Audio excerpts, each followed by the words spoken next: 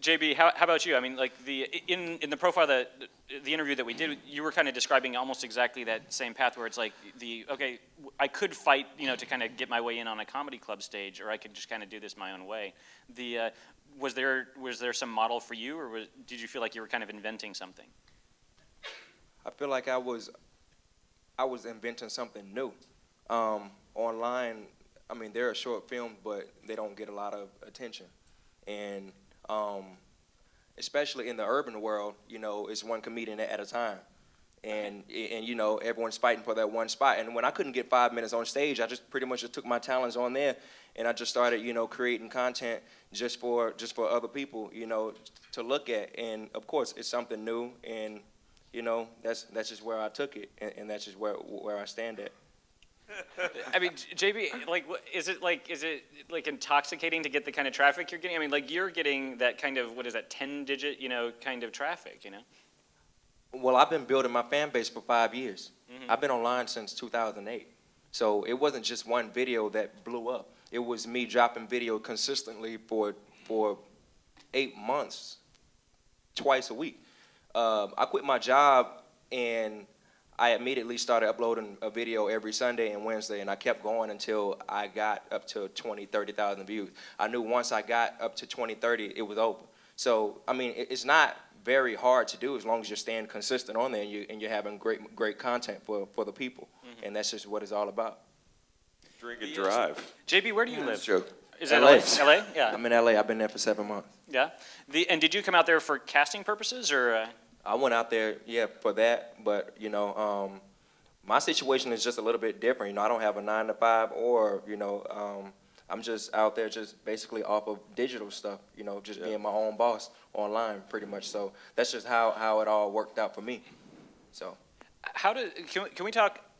Can we digress for a minute just into the technical of doing videos? I mean, were you a one-person crew? Do you have people kind of behind the camera? No, I have a crew. Yeah. I have a crew. I have a whole team. It started with just me by myself, of course, but as time and and you were producing, editing, yeah, doing I'm producing, everything? writing, doing everything. I'm just doing everything in one. I'm writing, I'm directing, and I'm doing stand-up. I don't do stand-up as much. I don't call myself a traditional comic. A traditional comic to me is someone who hits the road every day, and they do it every single day. I'm more like a person who, I just tell the story and I go on tour, and I do a lot of college shows. I started off doing poetry, and then it went into the comedy and then the stand-up comedy. My first time doing comedy, I won $500 because I just felt like I could do it. I didn't know if I could do the shit or not. It was in some guy's van. You're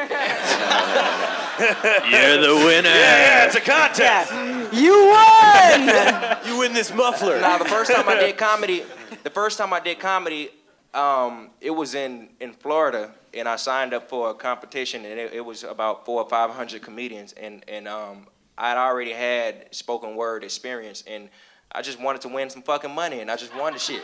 Yeah. That's just how it happened, and then it went on, and I started doing stand-up, and that's how it all progressed, and now the movie and stuff. Were all of you class clowns growing up? I was Good I'm question. shocked. I was the shit. I nominate him for new moderator. Right. it's all you, man. You weren't? I was quiet as shit. I was more like that quiet, funny guy. The quiet, funny guy in the room. That's not an archetype. That's awesome. I was always just quiet, Yeah. but then when you... But you make a But then you funny came in with face, something? silently. Yeah, that was mime work. Yeah. I You was too? I was the quietest student in the room, but I got the most referrals. the most what? The most referrals. Referrals? Yeah, go to the office. What do you mean? Oh, you guys never got get in in trouble the trouble? most? Yeah. Actually, I didn't know what that meant. I I was thought, about like, to give job another referrals? Where did explanation. you go to That's school? cool. Referrals. I've never heard that term before. Referrals? I know Referrals? referrals were. Public school. Public. Okay. Public. No private. They don't know. No They don't private. All right. With your online videos, there's something that's it's a different kind of comedy because of the way you edit it, the whole timing and the way you jump cut and stuff. Do you guys know the Spoken Reasons videos? Would you tell us a little bit about you were really innovating a style? That's not the way that you can kind of cut out the laugh. It's more like an online, I call it the online stand-up. The jump cut online stand-up. It's pretty much, you create your dialogue for the audience instead of just being on stage and, telling your jokes to 50 or to 200 people in here. You can talk to millions of people online. It's the same thing. And you can still get booked and still go on the road. You can still perform the same jokes that you used online. Same thing. You know, I just created that, and you know, just. Did the jump cutting come out of just like it's funnier that way, or like? I mean, you can go straightforward with it. I mean, but it's all about, are you worth looking at? Are you funny? You know, I mean, or you can just chop it up. Doesn't matter.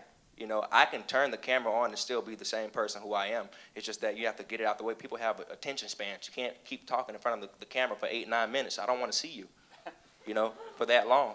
But, I mean, that's just the truth. I chop my videos up to about 3-4 minutes and just get it out the way. So that's how I created it.